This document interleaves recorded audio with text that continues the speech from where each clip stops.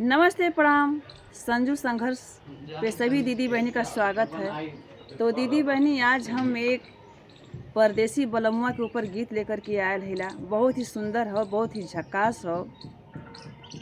और जितना दीदी बहनी अगर हमारे चैनल से अभी तक ना जुड़ल हैं तो प्लीज़ जुड़ जा आप लोगन, और हमें भी जुड़े का मौका दा। हमारे चैनल का नाम है संजू यादव का संघर्ष। तो प्लीज़ इस चैनल से आप लोग जुड़ें और हमें भी जुड़ने का मौका दें। आप लोग एक कमेंट करके देखिए, हम तुरंत आप लोगों से जुड़ेंगे, क्योंकि दीदी बहनी एकता में ही बल होता है। तो चलिए, एक दुल्हन के पिया जो है कि परदेश जा रहे हैं, तो दुल्हन कैसे उन्हें जो है कि दिल से बुला रही हैं।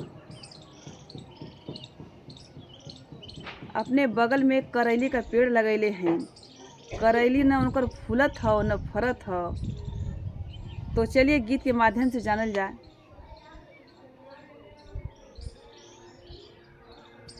झामड़ मारैले करैलिया फूलत नाइखे, झामड़ मारैले करैलिया फूलत नाइखे, फूलत नाइखे हे फरतु नाइखे, चली जाला परदेसिया तकतु नाइखे, चली जाला परदेसिया तकतु नाइखे, हमरे टीकावा क दर्द बुझत नाइखे, हमरे टीकावा क दर्द बुझत नाइखे, हे बुझत नाइखे हो बुझत नाइखे, हमरे टीकावा क दर्द बुझत नाइखे, हमरे टीकावा क दर्द बुझत नाइखे, चाला जाला परदेसिया तकत नाइखे, चली जाला परदेसिया तकत नाइखे, हमरे टीकावा क दर्द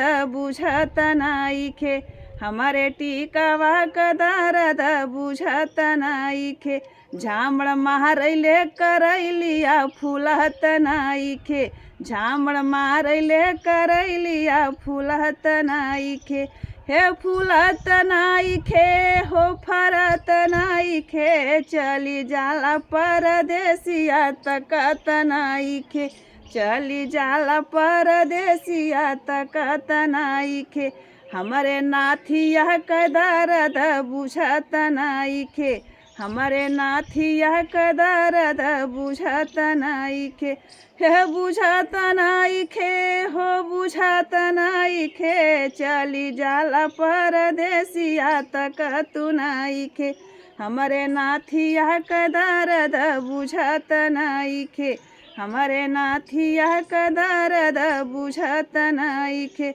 झामड़ मारैले करैलिया फूलत नाइखे, हे फूलत नाइखे हो फरत नाइखे, चली जाला परदेसिया तकतु नाइखे, चली जाला परदेसिया तकतु नाइखे, हमरे हारवा क दर्द बुझत नाइखे, हमरे सिकड़ी क दर्द बुझत नाइखे, चली जाला परदेसिया तकत नाइखे, चली जाला परदेसिया तकत नाइखे, हमरे हरवा क दर्द बुझत नाइखे, हे बुझत नाइखे हो बुझत नाइखे, चली जाला परदेसिया तकतु नाइखे, चली जाला परदेसिया तकत नाइखे, झामड़ मारैले करैलिया फूलत नाइखे,